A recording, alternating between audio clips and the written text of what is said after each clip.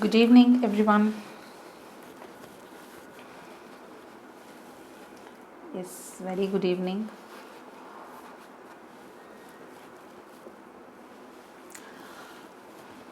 Okay, let us begin the session for the day. In the previous class, we have learnt introduction to data structures. I have told you what is a data structure and why do we need to learn it and different types, and with lots of examples I have explained. In case you have not yet watched our first class, then its link is mentioned in the description. You can go through, watch it after the class, so that you will get a fair idea about what is data structure, why you need to learn, and to which all types of applications will be using it, and the types of data structures. All these things we have discussed in the previous class. So I have also told you about this best case, worst case, and all that. And the types of implementation we have discussed: static and dynamic implementation. And I have told you what all things you need to learn from C programming, right? Okay. And after previous class, after last week's class, I have received requests from many students asking me to explain time complexity and space complexity. First of all, time complexity and space complexity, it is separate for each algorithm. Each procedure has a different calculation, and that usually you will be learning in a subject called ADA, Analysis and Design of Algorithms. So that is a subject where you will learn for each and every algorithm you will have time and space complexity calculations. Basically, time complexity is what you will calculate. Space complexity is not so mandatory. So we will not be doing it in detail because it is not under the scope of this subject, but you need to know what it is, so that you will know why you have to choose between different data structures. So I'll just give you a brief idea about it, just like an introduction. Further in our classes, we will discuss how to calculate that time and space complexity. For that, we need to start writing some programs, and with reference to program, if I explain, it's very easy for you to understand. Okay, so right now I'll just tell you what it is, but we will not be calculating anything. Probably in our next week's class, tomorrow we'll see some programs, and in our next Fridays, or if possible, I'll try to take some class in between the week also, say some Wednesday or Thursday. So from that class onwards, every now and then we'll discuss about that time and space complexity calculations also. But for the sake of your understanding, so what is this time and space complexity is, say you're using an algorithm, say like if you have let us assume you are using one procedure to arrange some books. Okay, so two of the students are there, and each student is assigned the task of arranging books, and whenever I ask you some book, you are supposed to give that book to me. Okay, you have to search for that book and give it to me.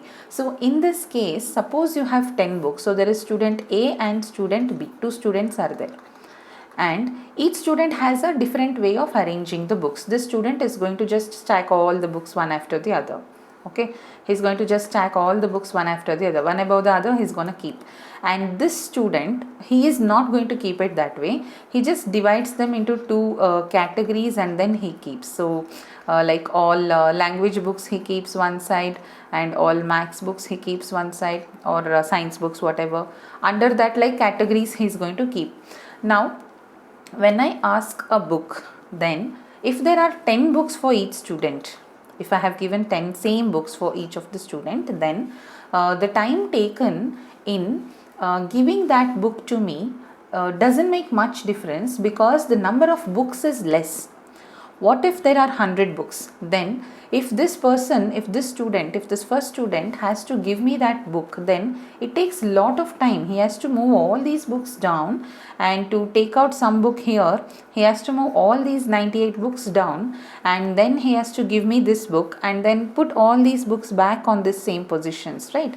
So it takes a lot of time, and to search for that book in this method, it takes very less time, because 0 to 50 books are here, 1 to 50 books are here, 51 to 100 books are here. So directly you can go here, Then here further, let us assume in this portion is further divided into two further categories in this shelf. Here he has like from 51 to 75 books are here, and then 75 to 100 books are here. Okay, so like this, when the arrangement is done, then searching for 98th book is faster in this case than compared to the first method. So there is no one rule fits all kind of solution here. You cannot say always this is tree implementation. Okay, tree, basically this is a binary search tree, BST. So binary search tree is not a solution for all type of problems. Sometimes linear will be very simple and best, sometimes trees are better.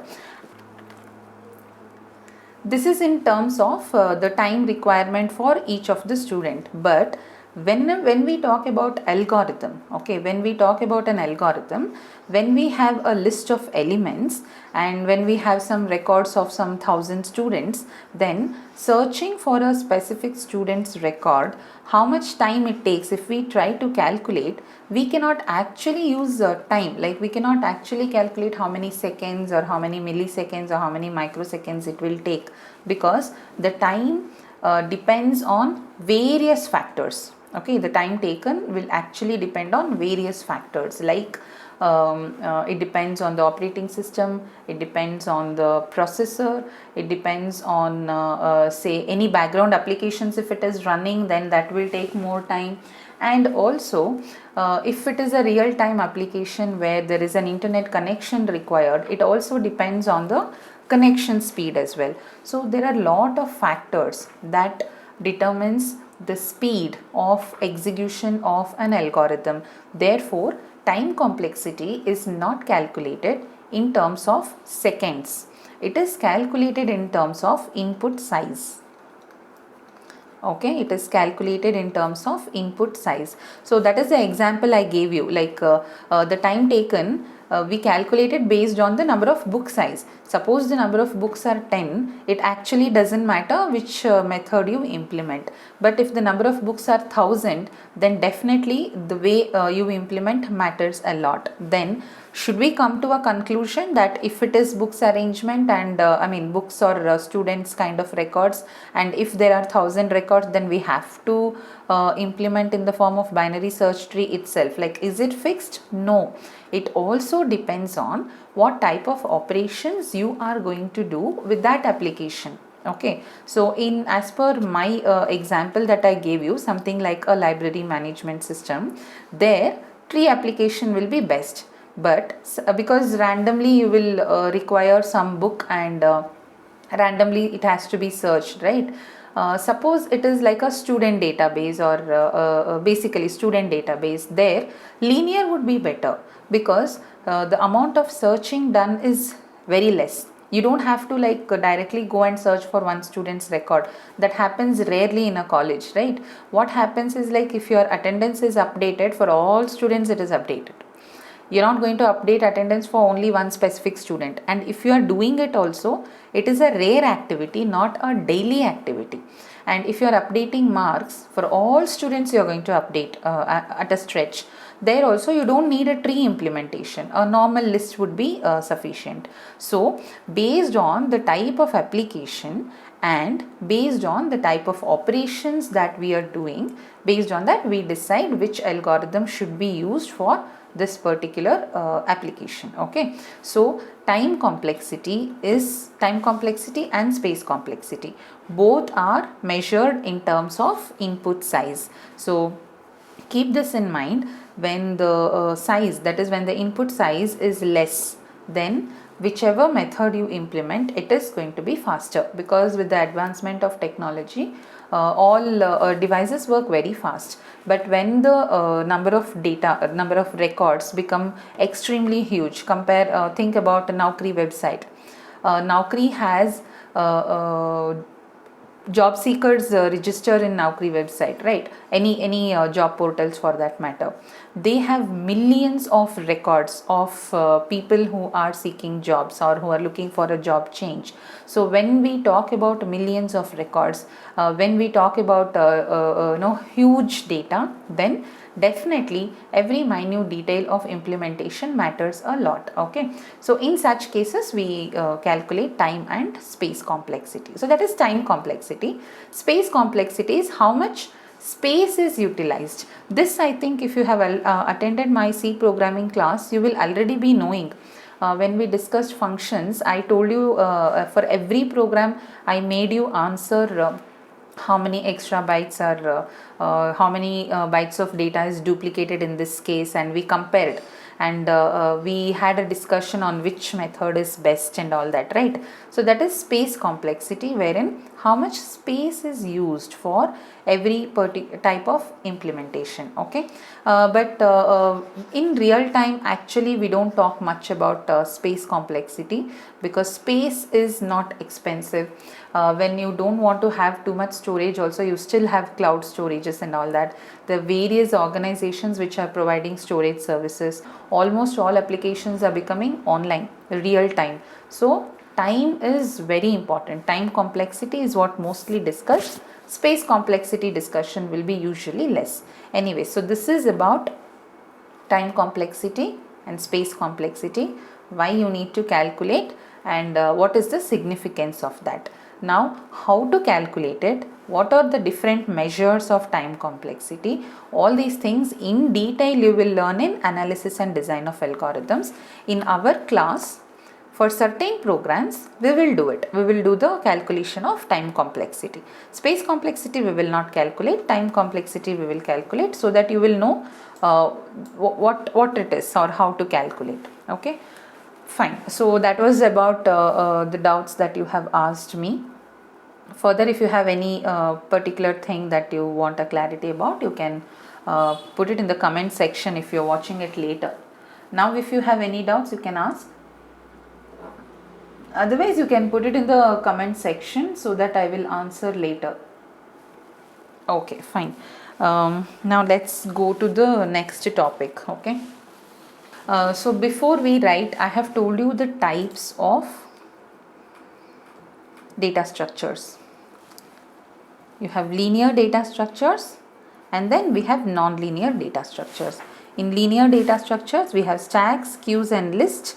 In non-linear data structure we have these things. So first we will be learning all these linear structures, then we will learn non-linear structures. Okay, and for each of the data structure I told you that we have static implementation and we have dynamic implementation.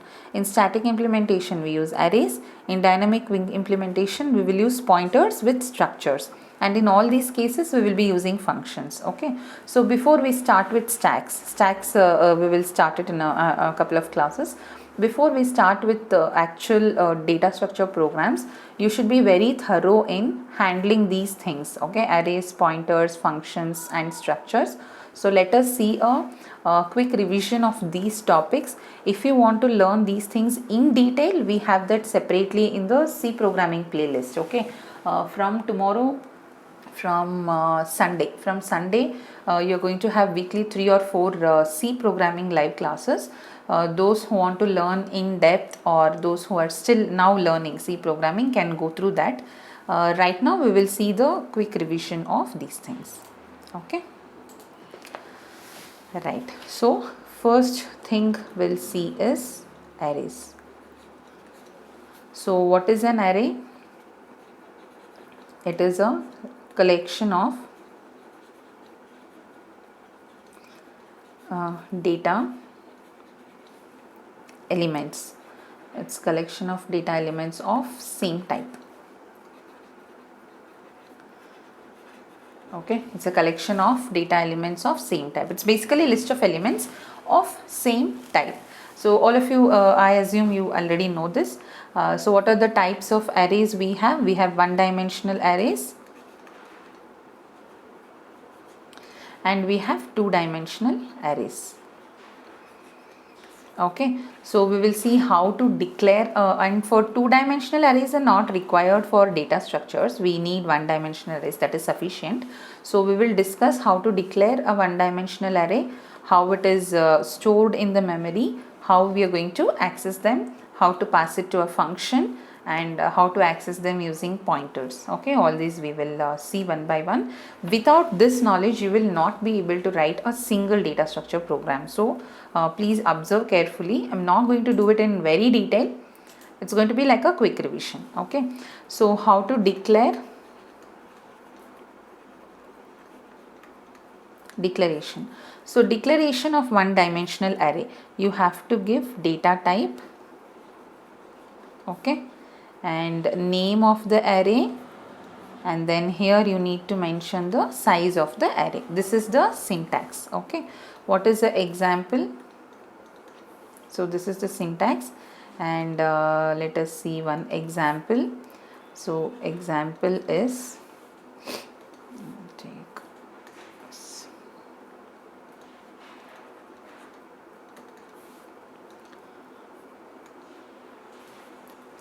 Int array 20. Okay, so this is an integer array of 20 elements, and then suppose I give float marks 10. So this is a float array. All 10 elements are floating point values, and the name is marks, and it is going to have 10 values. So this is example of how you declare an array, a one dimensional array.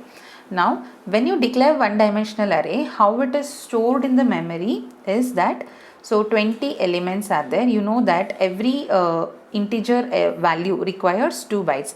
Let us assume that we are talking about 32-bit operating system. If it's a 32-bit operating system, integer takes 2 bytes. Okay, and if it is a 64-bit operating system, then integer takes 4 bytes. And if you are even on a 64-bit operating system, if you are using a DOS based application, it still requires 2 bytes. So let us stick to the usual content of all the university syllabus, which is based on this 32-bit machines. So we will assume integer requires 2 bytes. Now there are 20 elements. So what is the size here? 2 bytes into 20 elements, which is 40 bytes of memory is allotted here, and we have something called as indexing. Okay, so it's going to be starting always from 1 up to 19.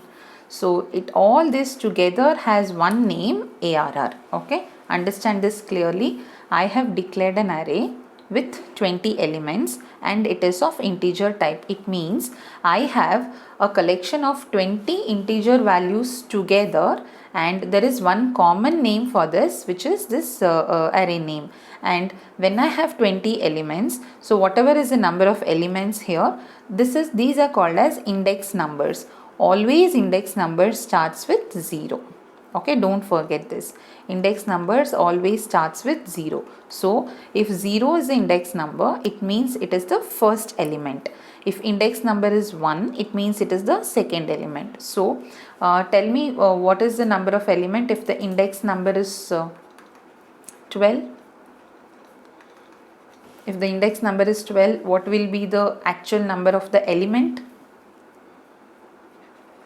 Yes, so that is going to be the 13th element. Okay, so always the index number starts with 0 and ends with n minus 1. Whatever is the size minus 1 is going to be the last index for every array. And here every position here, every index here is going to store one integer value, and since each one requires 2 bytes, totally it is going to require, we have 20 elements into 2 bytes, we need 40 bytes. Now can you tell me how much size is required for this array?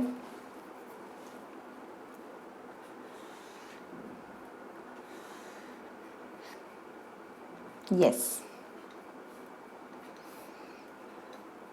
Right. So indexing starts from 0 to 9, and every value requires 4 bytes, right? And marks is the common name for this entire memory area, and each one requires 4 bytes. Therefore 10 elements into 4 bytes is 40 bytes of memory is required for this array. Okay, so this is how you declare an array, and this is how memory is allotted internally for these arrays. Now, to access each element, we need to use the name of the array with the index number, like ARR4 is the fifth number. Okay, now how do you access from marks array, how do you access third element in marks array? You have to write marks 2. 2 is actually the third element, because 0 is first element, 1 is second element, and 2 is going to be the third element. So we have name of the array and we have the index number. So this is how you access a particular element of an array. Okay, so since we have elements here from 0 to size -1, to access elements of an array, we always use a loop. Okay, so we always use now let us see how to initialize values into this array. Okay, initializing array elements.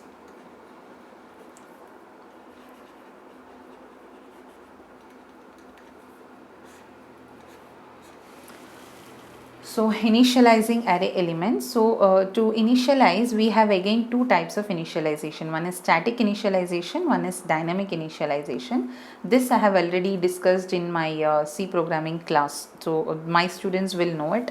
If you don't know, again we will not discuss static initialization here, because data structures we will not work with static initialization and all that. But if you want to know how to initialize statically, then you can watch the arrays video in C programming classes. Okay, so initializing array elements, let us stick to the dynamic initialization only. Okay, so we need to use scanf statement. So you know how to use scanf statement. Scanf, if it is an integer array, format specifier is %d, you know that, and this has to be put inside double quotes. And what is the name of the array? ARR. And this array can store 20 elements, isn't it? So I have to mention the index number where it needs to be stored and the address of operator. Okay, so scan one integer element, store in the address of this array at this particular position. Okay, since I have this array and I have to store 20 elements, we need to use a loop here for I equals to 0, I less than 20, because we need values from 0 to 19 in this case, I plus plus. Okay, so I is equal to 0, that is the initial value. Is it less than 20? Yes, we entered the loop. The compiler is going to read one value, store it in ARR 0, which is this position. Okay, in this position value is stored, say 10 or something. Then I gets incremented, I plus plus, so I becomes 1. Is 1 less than 20? Yes. So we enter the loop, we read one more value and we store it in ARR 1, which is here.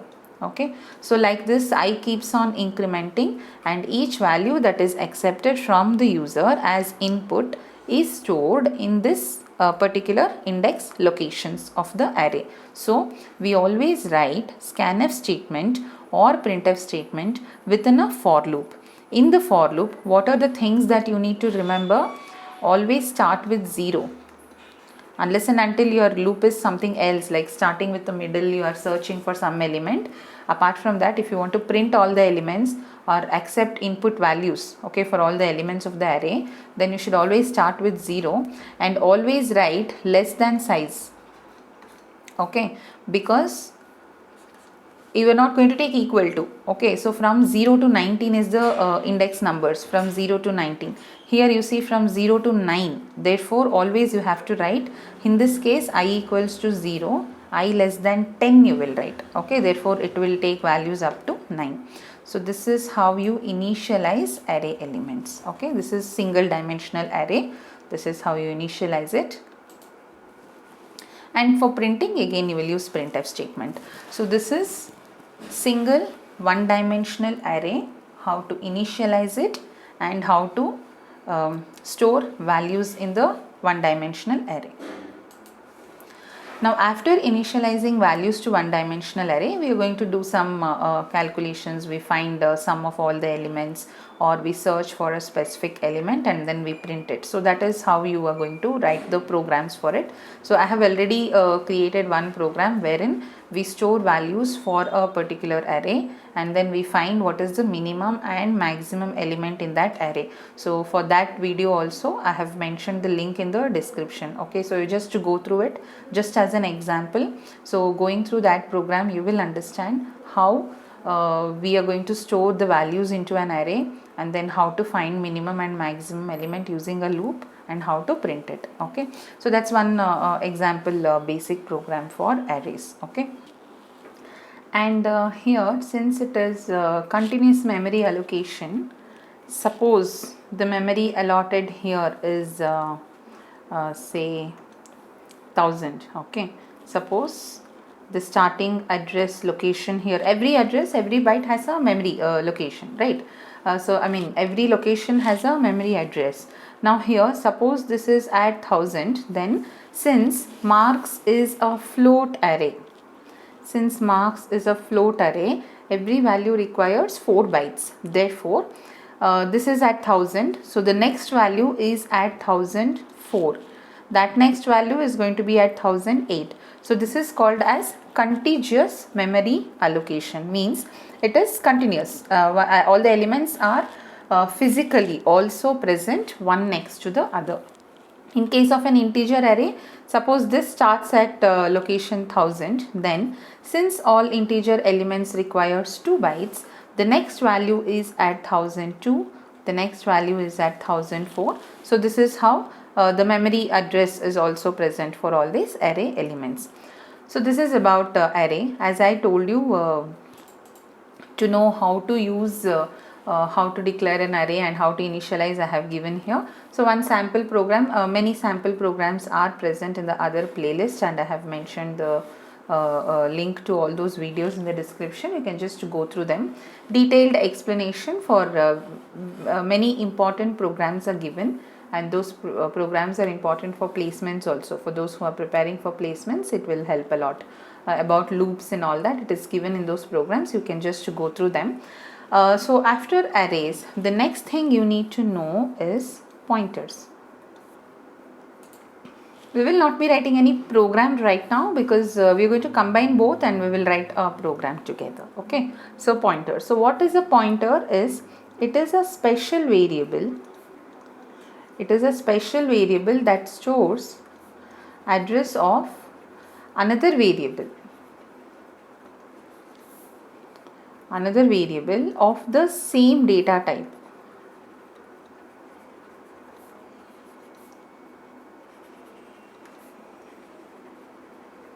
Of the same data type. Okay. So it is also a variable, but it will store address of another variable. These variables are not used to store the normal values. They are used to store address of another variable, and it should be of the same type. We have something called as pointer arithmetic. So when we see that, you will understand why it should be of the same type. Now pointer is a special variable. How do you know that a given variable is a pointer? So we declare it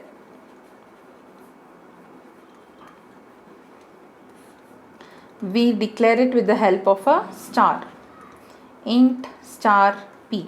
Okay, this is one example. I'm not writing the syntax directly, I'm writing. You need to have the data type, mention star, and then name of the pointer variable. And this arrays and pointers, for all these we have certain nomenclature, that is how we have to name, how we have to give names to these variables. I'm sure all of you will know it. If you don't know, again you can watch the C programming playlist and find out what are the rules. So here I have declared an integer pointer p. Okay, why it is integer pointer? Because it is int and there is a star here. So here we will have float star q.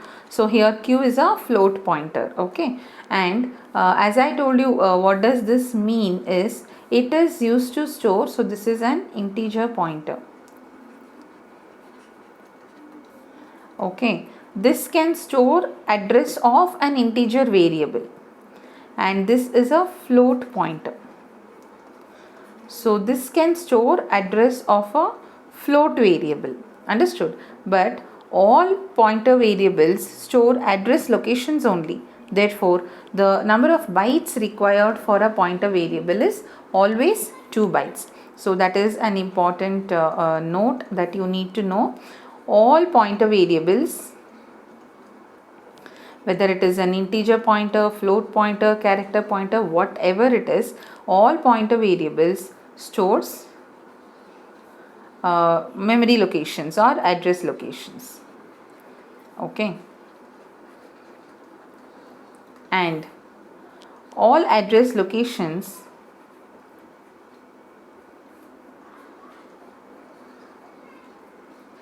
are unsigned integers.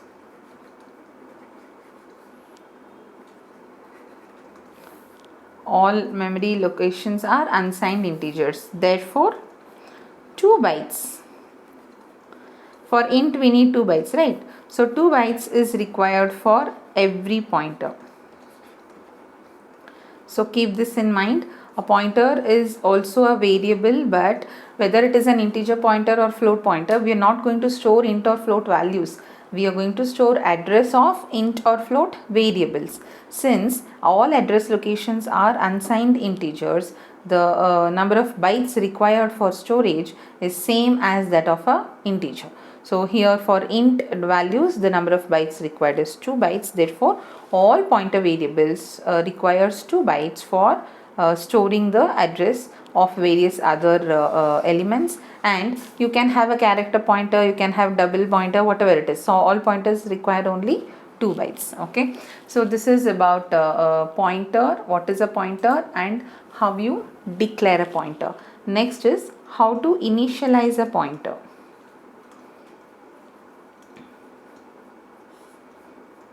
Okay, so how do you initialize a pointer? As I have told you that a pointer variable is used to store address locations, and address locations cannot be typed by you manually. Using your during execution you cannot type any address manually because you don't know what that particular address location contains. So randomly you cannot access a memory location like that. Therefore, only static initialization we will discuss right now. Dynamic memory allocation we'll see later. So in initialization, this is how you initialize. You will store address of a variable into a pointer with the help of ampersand operator. That ampersand is nothing but address of operator. Okay, so here see, as per the examples that I have given, we have an integer array, right, ARR with 20 elements, and we have a float array marks with 10 elements. Or let me give a new example. So directly I am giving examples. Example 1. So I have an integer array, integer variable. Okay, the name of the variable is A, and then I'll have int star p. So A is a normal integer variable, p is a pointer variable of int type. It means p is a variable which can store address of another integer variable. So how do you store address of this variable into p? Right, p equals to, note that there is no star symbol here, it is only p equals to address of A. Okay, p equals to address of A. So whatever is stored, whatever is the address of this variable A, that location is stored in the pointer variable p. Understood? This is how you initialize an integer or a float normal variable. Suppose it is an array. Suppose I have int ARR 20, and again I have int star q here. Okay, see now here I have an array with 20 elements and I have a integer pointer also.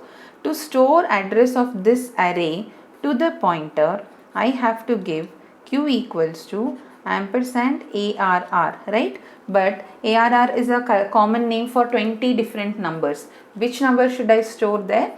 I have to store address of the first element. Is that clear? So ARR is an array. Here we have seen ARR is an array with 20 elements from 0 to 19, and I cannot give only ARR when I am initializing the address to a pointer, because when I give that, it refers to further so many values are present, right? This is a collective name for all these 20 values. So which values address should I assign? I need to assign address of the array at the position 0, okay, which is nothing but the first element. First element's address is stored in Q. And there is another way of writing it, that is only for arrays. This will work only for arrays. You can write Q equals to ARR. In this case, only value address of the first element. By default, it will store address of the first element of the array into the variable Q. We don't need ampersand symbol and we don't need subscript also. Okay, and this is possible only if you have an array. Hope this is clear. So this is how you access an integer normal variable. This is how you assign the address of an integer variable to a pointer. This is assigning address of an integer array to a pointer. What is the difference? If you are assigning address of a normal variable, use ampersand symbol. If you are storing address of an array to the pointer, don't use ampersand symbol, don't use the subscript also. Okay, directly you give the name of the array that will store the address in the pointer variable Q. Hope this is clear. So this is how you store the value of address of another variable to a pointer. Next is accessing the pointer. Now since P has address of A, and so if you want to print the values,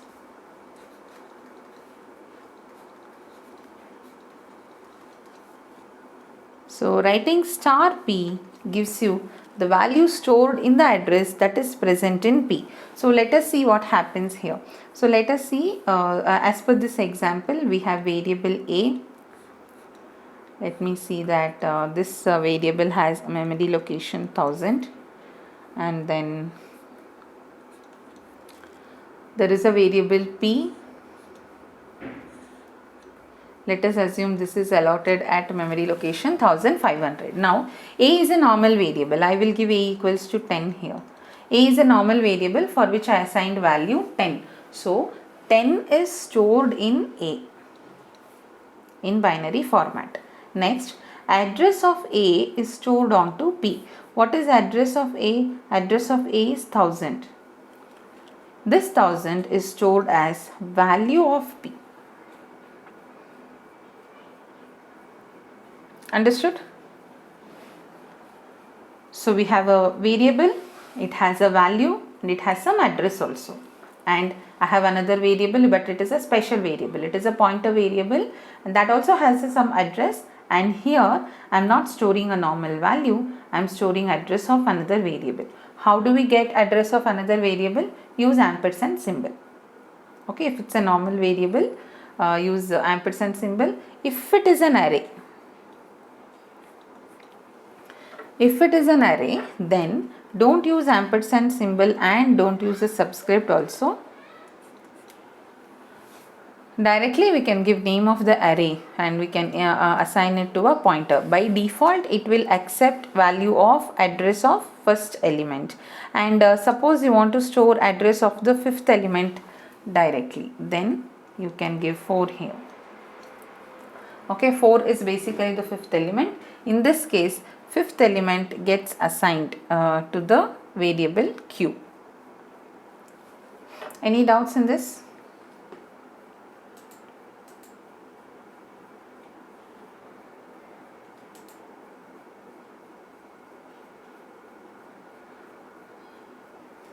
Any doubts? Let me know if you have any doubts. Mention in the chat section.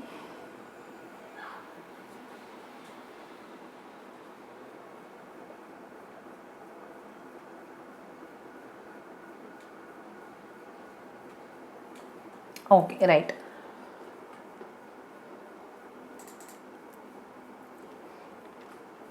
Now write printing, if you want to print the value of this variable, writing star p or writing just a, both are same. So what you have to remember is, when you are using pointer, you need to use star once when you are initializing, okay, and then you need to use star whenever you want to access the original value. If you want the address location only, then you can only give p. So p, content of p is address of a. So when we give star p, it is value stored in the address contained in p. So for your reference, I will give you what each one means. So if I say just a, it means it is 10. If I write ampersand a, it means address of a, which is 1000. Okay. If I write p, what is p? Basically p is address of a only, which is 1000. Next is ampersand p, which we actually don't require. Ampersand p is 1500, okay, which is address of p. Any doubts?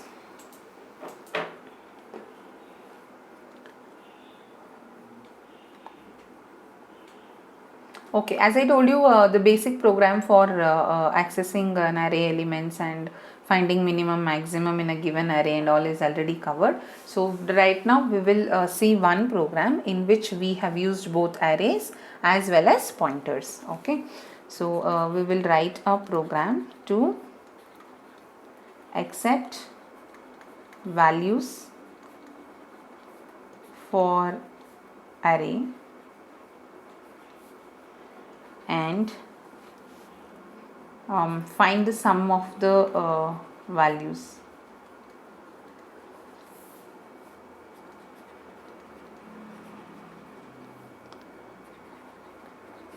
Using pointers. So write a program to accept values for an array and find the sum of the values using pointers. Now we shall start with first is we need header files inclusion, hash include stdio.h, and then we will write void main. So as I told you earlier, you can write void main or you can write int main. If you are writing int main, then make sure in the end of the program you give return 0 or return 1 or return any number, whatever it is. So that is must. If you have int main, return value is must. If you don't, if you give void main, then return is not necessary. So I usually use void main, so I am using the same in these in this class also. Some softwares does not accept void main. In such cases, you can make it int. Okay. Now I have declared the main function. Here I will have one array A with 10 elements. Okay, size of the array is 10 elements, and I will have one variable I. This is going to be the looping variable. Means I told you in clearly that when we have an array, it is a collection of elements. To store elements one by one in each position, we are going to use a for loop. For that, we need a variable. This is called as the iterating variable. So this is used for iterations. Okay. So there is this variable required, which is I, and then we have n. Just in case every time you don't want to enter 10 values, then you will have another variable n, which is going to ask the user how many values they want to enter, and that is stored in n, and then we are going to use that n in all the loops, so that to limit the number of values that we enter every time when we test the program. So I and j I have mentioned, and then I will have one more variable sum, and I will initialize it to 0. Since I am supposed to use pointers, I will write one pointer variable. Okay, so all the 8 and I, n, sum, these are all integer variables. I, n and sum are integer variables. 8, 10 is an integer array, and p is a pointer variable. Okay, now we will ask the user to enter a value for n.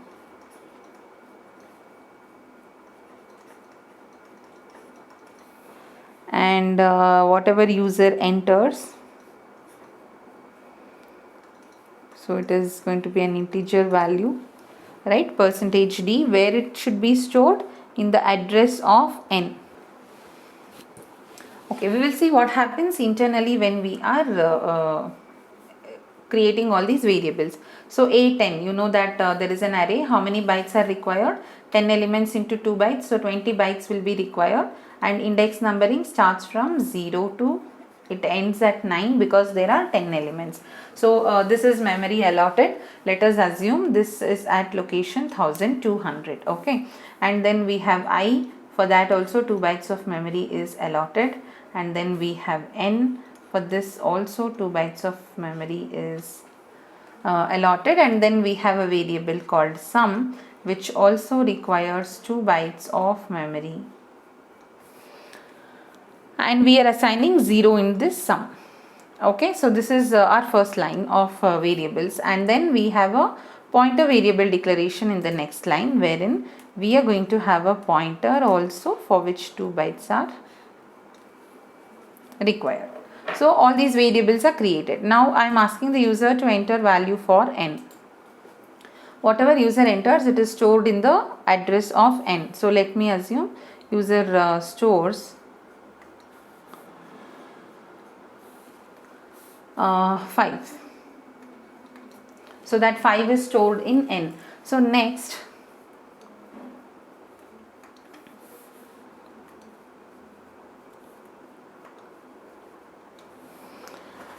we need to accept that many values for the array. So I write printf. So suppose I have given 5, it should prompt me saying enter 5 values for array. So enter %d values for the array. So this %d actually refers to n. Okay, enter %d values for array, that is enter 5 values for array, that is going to be displayed.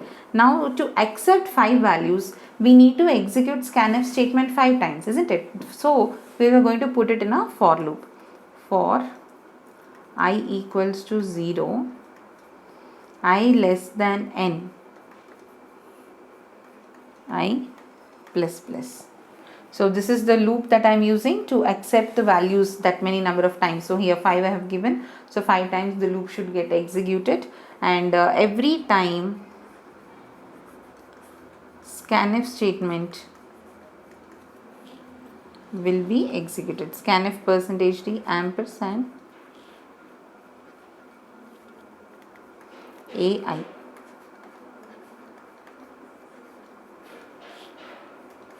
So we are going to store read one value, and then we will store it in the address of AI. So when I is 0, value stored at A0, then A1, like that it is going to store 5 values.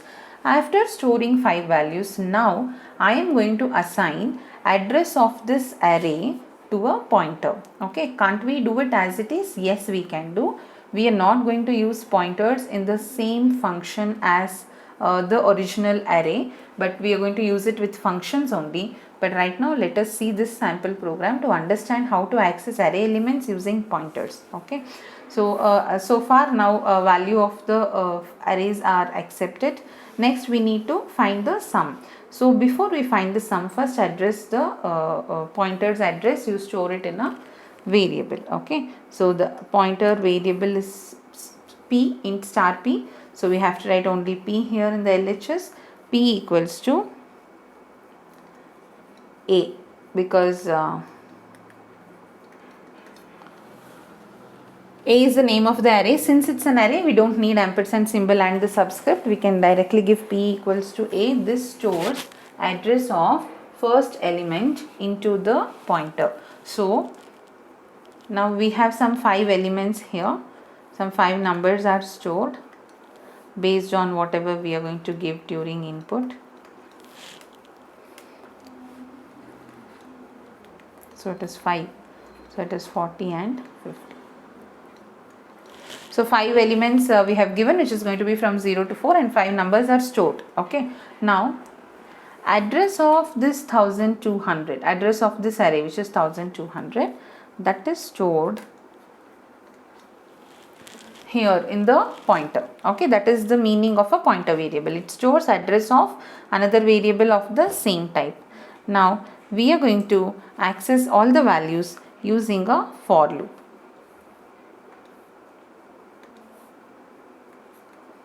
For I equals to 0, I less than n, I plus plus.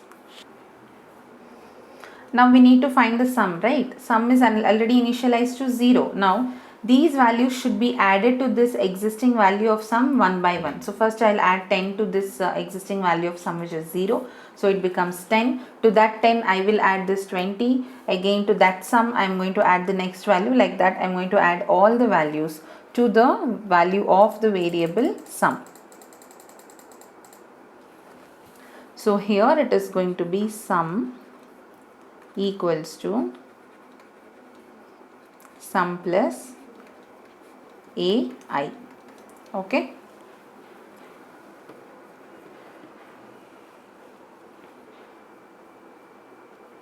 So it is sum is equal to sum plus ai. So when I is 0, a0 is added to sum and the result is stored in sum itself. Next I becomes 1, 2 and whatever values we keep on adding, that gets stored in the variable sum itself. So when we come out of the loop after executing it for 5 times, the variable sum is going to have the sum of all the elements that is present in the array. So now we will print the sum, total sum of array elements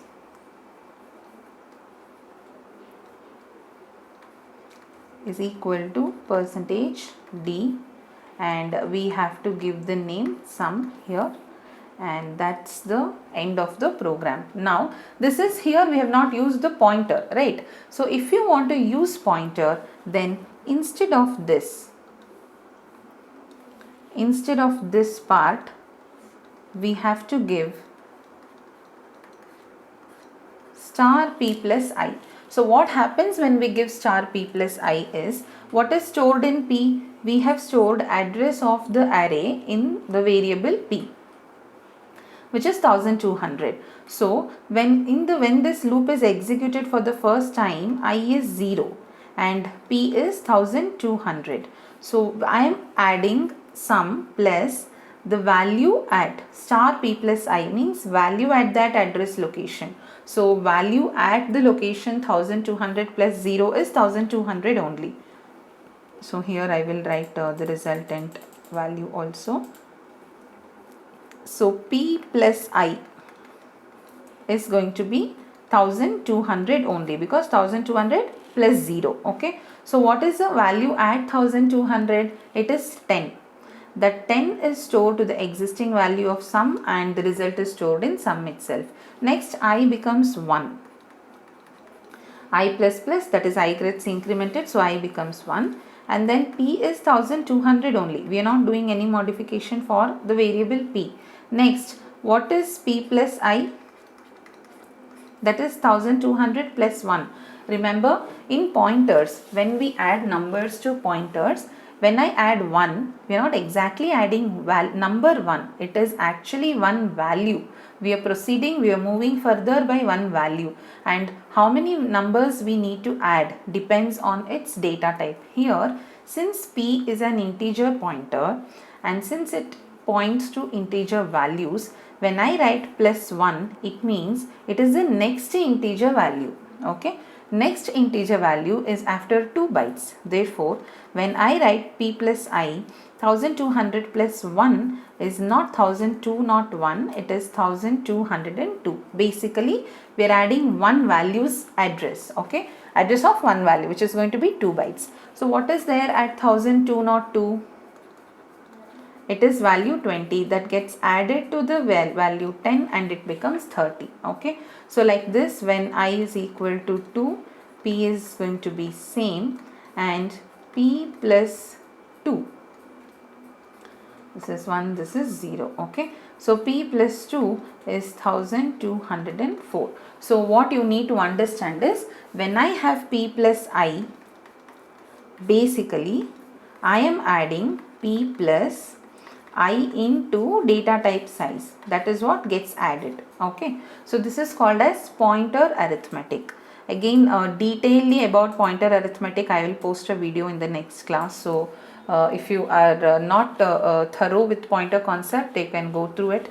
And I'm sure my students who attended classes, my C programming class, regular class, will definitely know how pointer arithmetic is done. We have seen lots of examples. Right now let me not do all those things, multiple examples, it is time consuming. So if you know it, you don't have to go through those videos, you can just continue learning here. In case you haven't learned pointers properly, then you can watch those videos to understand it better. Okay, so these concepts are compulsory to write any data structure program. So basically what we have learnt in today's classes, we have learnt about time complexity and space complexity, and then we have seen how to declare, initialize and access one dimensional array, and then how to declare a pointer, how to assign value to a pointer, value of an array to a pointer, and how to access the array elements using a pointer, and how to get the results based on whatever is our objective of the program. So this is arrays with pointers. In tomorrow's class we will learn structures and pointers. Okay, so we will learn structure elements and how to access them using pointers, and in the further class, in the next week's class, we will start writing programs for stacks, queues, one by one we will start doing. So as I told you earlier, for stacks you will have to first do static implementation. For static implementation you need to know arrays with structures, pointers and functions, all that is compulsory. And then for dynamic implementation, that is linked list implementation, you don't need arrays but you need structures, pointers and functions. Okay, so we will see all this one by one. Let me know if you have any doubts.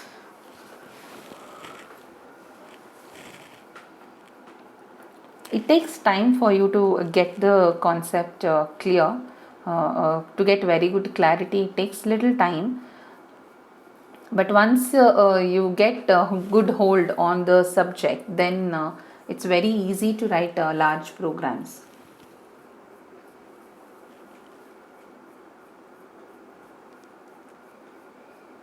Any doubts?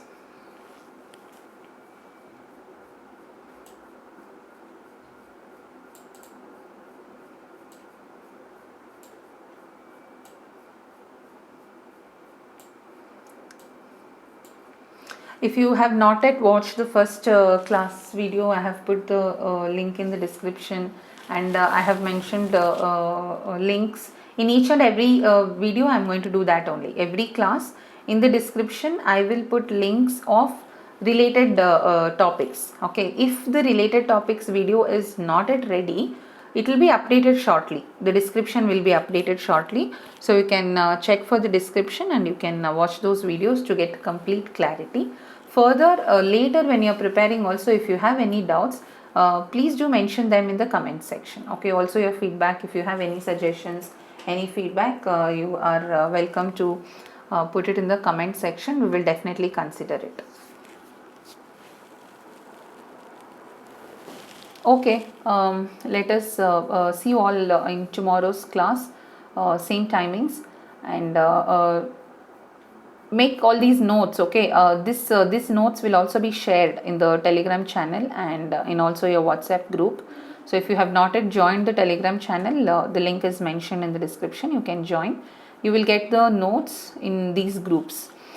So when you're watching the video, make sure that you are very attentive and understanding the complete programming concept. So notes will anyways be shared with you, so it shouldn't be a problem, but still you can make note of some important points.